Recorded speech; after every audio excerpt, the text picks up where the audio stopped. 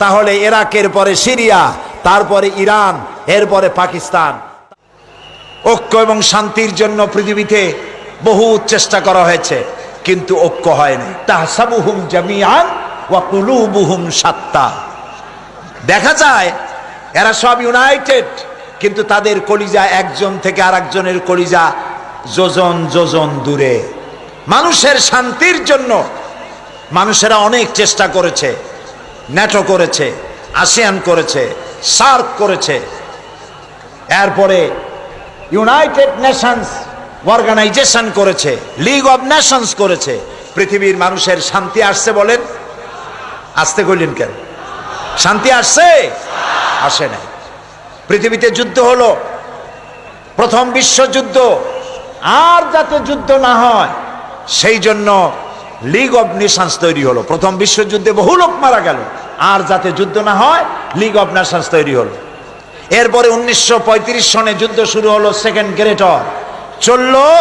এই যুদ্ধ 1945 সন, একটানা 6 বছরের যুদ্ধে লক্ষ লক্ষ মানুষ মারা গেল, কোটি কোটি বনি আদম ক্ষতিগ্রস্ত হলো, হাজার হাজার বিলিয়ন মিলিয়ন ট্রিলিয়ন টাকার ক্ষতি হলো বিশ্ববাসী। আর যাতে যুদ্ধ না হয় সেজন্য তৈরি হলো ইউএনও, আকওয়ামে মুত্তাহিদা, যেটাকে ইংরেজিতে বলা হয় ইউনাইটেড নেশনস অর্গানাইজেশন। এদের কাজ হলো পৃথিবীতে যুদ্ধ বিগ্রহ না হয়, গরিবদেরকে বাঁচানো, ধনীদের বড় বড় দেশগুলির হাত থেকে ছোট ছোট দেশগুলিকে যাতে রক্ষা করতে পারে আক্রমণ থেকে। মানুষের ইজ্জত হুরমত, তাদের স্বাধীনতা সার্বভৌমত্ব হেফাজতের গ্যারান্টি দেবে জাতিসংঘ। আমি প্রশ্ন করছি, এই জাতিসংঘ পৃথিবীর মানুষের জান মাল, দেশের স্বাধীনতার হেফাজত করতে পেরেছে? পারে নাই। বরং জাতিসংঘের ফতোয়া নিয়া বড় বড় মোড়লেরা তারা পৃথিবীর মুসলমানদের স্বাধীন রাষ্ট্রগুলিকে তস নস করে দিচ্ছে। ওরা আমাদেরকে মৌলবাদী আর সন্ত্রাসী বলতেছে, সভ্যতা শিখাতে চায় আমাদেরকে। বেটারা, তোমরা হলে সন্ত্রাসী, তোমরা আমাদেরকে সভ্যতা শিখাও। সভ্যতা শেখার জন্য আজকের আমেরিকা এবং ব্রিটেনকে ইসলামের দরওয়াজায় ভিক্ষুকের মতো দাঁড়ায় থাকতে হবে। আর যে আমেরিকা আজকে মুসলমানদেরকে শিখাইতে আসছে, এরাকে কি কাজ করেছে তারা? আল গরিব জিন্দানখানা, আল গরিব কি কারাগার, এই কারাগারের ভেতরে মুসলমান কয়েদিদেরকে উলঙ্গ করে তাদের মুখের উপরে পেশাব করেছে। মুসলমান কয়েদিদের গলায় কুত্তার বেল্ট পরাইয়া তারপর রাস্তার উপরে টেনেছে। এগুলি কি বানায় বললাম না? ঠিক বলেছি? এগুলি সত্য কিনা? সারা দুনিয়া সাক্ষী, এ কাজ তারা করেছে। মুসলমানদেরকে আজকে চুপ করে বসে থাকতে হবে না, মুসলমানদেরকে ঐক্যবদ্ধ হতে হবে এবং বিশ্ব বিবেককে আবার জাগ্রত হতে হবে।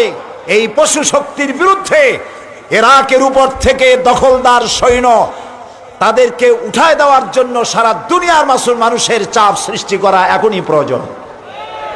এটা যদি না করা হয় তাহলে ইরাকের পরে সিরিয়া, তারপরে ইরান, এরপরে পাকিস্তান, তার দৃষ্টিতে আমেরিকার দৃষ্টিতে পৃথিবীর সব মুসলমানেরা সন্ত্রাসী। আর শ্যারন নাকি শান্তির পায়রা। শ্যারনরে চিনছেন? শ্যারনকে ইসরায়েলের প্রধানমন্ত্রী। শ্যারন নাকি শান্তির পায়রা বলেছে কে? ওইটার নাম আমি নিলাম না। এ নাকি শান্তির পায়রা। তা আমি বলেছি, শ্যারন যদি হয় শান্তির পায়রা, তাহলে বিশ্বে অশান্তির শকুন কে?